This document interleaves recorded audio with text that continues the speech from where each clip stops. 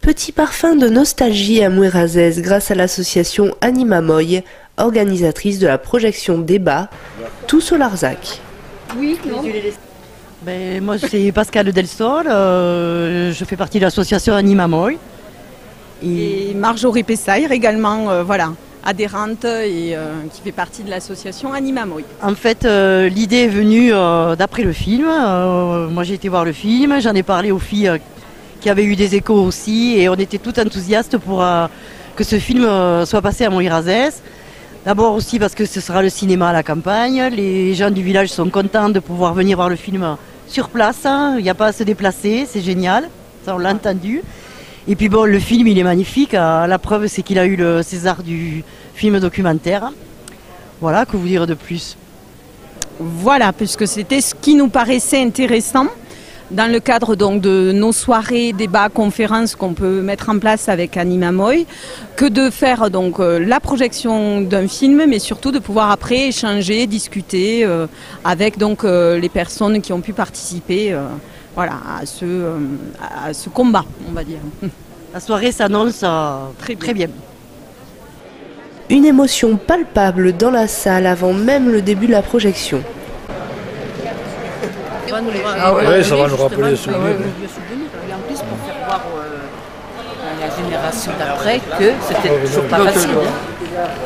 Après, à ce temps-là, c'est quand même un pays, c'est quand même un tas de bières où les paysans vivent de peu, ils ont de grandes étendues, mais c'est pas. Et puis bon, le camp militaire qui a quand même fait parler de lui. Non, mais nous, on a vécu ces périodes et puis on va voir ce qu'ils ont fait sur le film et voir, on verra si ça correspond à ce que nous on en pensait à l'époque. Ouais.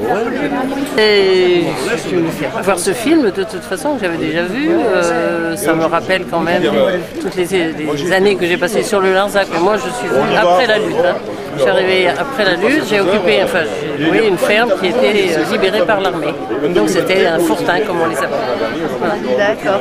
Et est-ce que pour vous c'est important justement qu'il y ait ce genre de vidéos qui soient faites et qui soient diffusées au grand public? Oui, ça permet de faire connaître un peu la lutte et tout ça. Il y a quand même pas mal de gens qui l'ignorent. Enfin bon, c'était un monde différent. Je pense que bon, les gens ne se sentaient pas tellement concernés dans certains endroits. Voilà, donc je pense que c'est bien, ça fait une mise au point. D'accord, aujourd'hui vous êtes venu avec votre petit-fils? Oui, mon fils, mon petit-fils. Mon fils a vécu avec moi sur le Larzac aussi. Mon petit-fils, bon, il n'était pas là. Mais voilà. Donc on retrouve les amis, je suis venue parce que ma grand-mère elle a habité 16 ans et demi sur le Larzac, mais un peu après la révolte. Et j'ai voulu voir comment c'était avant qu'elle arrive. On pouvait débarquer sur le Larzac en disant je suis pas que je suis évêque ou je suis bouddhiste ou je sais pas quoi.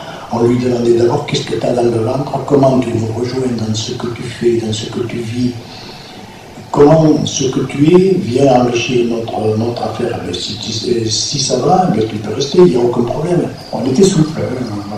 Et cette souplesse qui tenait beaucoup à Guy, qui avait cet esprit, Guy avait cette force de fédération, quoi, de dire il faut fédérer, il ne faut pas sélectionner, il faut fédérer. Mais on ne savait pas, on balançait des trucs, comme ça, des idées. Et puis après ces idées, elles faisaient leur chemin, on en parlait les uns avec les autres. Les comités en parlaient entre eux, les comités nous expliquaient ce qu'eux seraient capables d'assumer, tout ça. C'était un travail en commun, même à distance, qui était permanent. Un public conquis par le documentaire, mais aussi par le débat qui a suivi la projection. Oui, je disais que je voulais juste témoigner de mon émotion, qui m'a fait grand plaisir.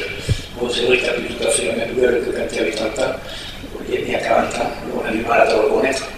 Mais bon, en tant que miroir, je n'étais pas à toutes les manifs, mais j'ai quand même vécu ces événements de plus ou moins près. J'étais syndicaliste dans la banque, c'est tellement facile pour le métier.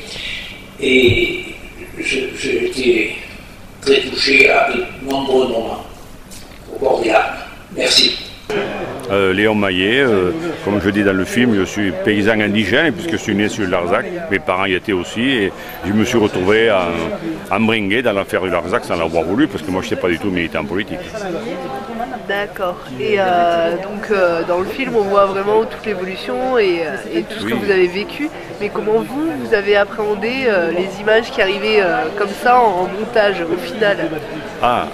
Comme je dis dans le film, moi j'étais un paysan normal avant, je votais à droite, j'allais à la main, j'étais sous-officier, puis je me suis retrouvé embrinqué dans toute cette affaire du Larzac. Et puis quand un jour Christian Rouault nous a dit je vais faire un film sur le Larzac, on a dit pourquoi pas, des caméras pendant la lutte on a beaucoup vu, l'affaire Magdo, etc. On a beaucoup fait de caméras, je veux dire. On y a fait combien? C'était tellement sympa, en plus on s'est laissé aller, et puis le film il a fallu 2 ans pour le faire, parce avant qu'il ait fait les interviews, et puis qu'il monte le film, et puis quand on a vu le film le premier soir, le premier film faisait 2h20 déjà, quand on l'a vu, on était étonnés, d'abord on avait l'arme à l'œil nous-mêmes, parce qu'on était étonnés, il n'est pas possible, il est trop beau ce film.